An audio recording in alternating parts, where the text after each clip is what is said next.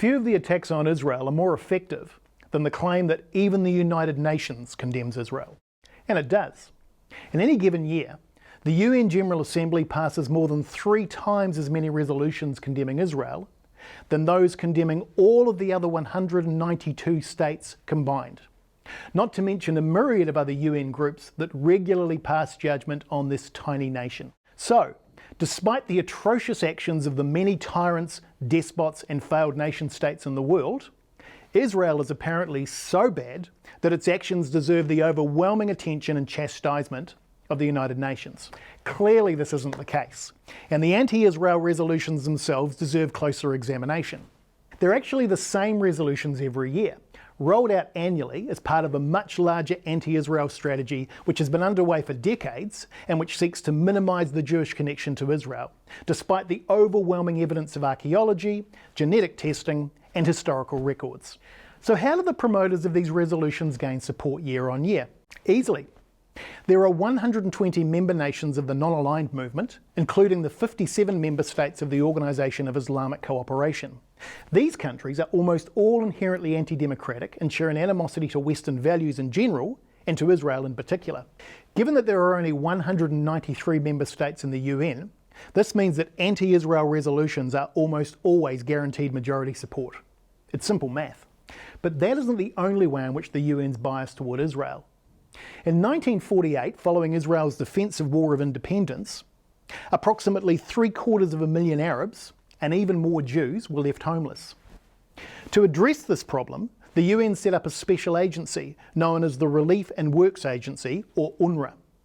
There was no need for a similar agency for Jewish refugees from Arab nations because Israel immediately accepted these people and made them citizens. Unruh was meant to be a temporary service, but has continued and now also counts the descendants of the original Palestinian refugees as refugees themselves, a group they now claim to number more than 5 million people. Unruh has an annual budget which works out to approximately $260 per person per year, and in contrast, the United Nations High Commissioner for Refugees, which caters for all other refugees in the world, provides similar services for approximately $85 per person per year. So there are regular claims of inefficiency and corruption levelled against Unruh as a result of this. But what's more worrisome is that Unruh operates in a way which actually perpetuates the Arab-Israeli conflict.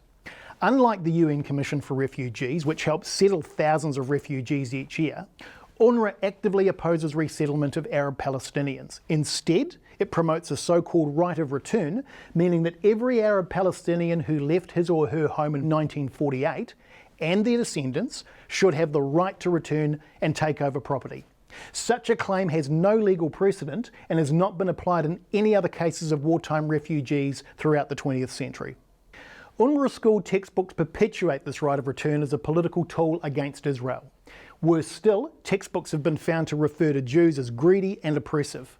They also represent Jewish holy sites as Muslim holy places usurped by the Jews, and they don't recognise Israel as a sovereign state, nor show it on maps. The list goes on.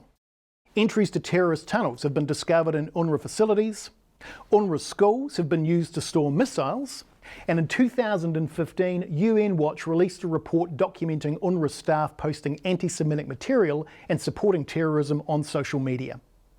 For these reasons, the US recently withheld funding to Unruh, and Switzerland's foreign minister said Unruh is part of the problem and keeps the Israeli-Palestinian conflict alive.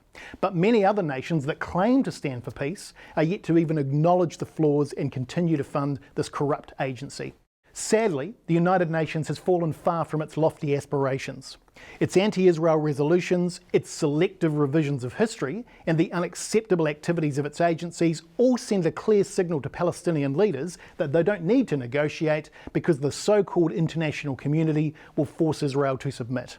Rather than being complicit in this UN bias, it's time for democratic nations to review their principles, call out the UN for this bias, and say enough is enough.